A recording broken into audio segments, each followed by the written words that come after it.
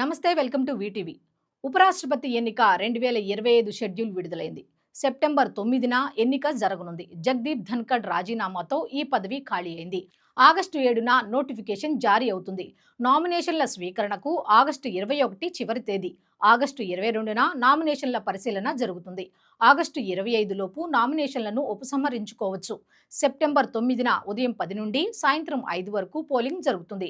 అదే రోజు కౌంటింగ్ ఉంటుంది. భారత రాజ్యాంగంలోని ఆర్టికల్ 66 ప్రకారం ఉపరాష్ట్రపతి ఎన్నిక జరుగుతుంది. లోక్సభ, రాజ్యసభకు ఎన్నికైన నామినేట్ అయిన సభ్యులు మాత్రమే ఓటు వేస్తారు.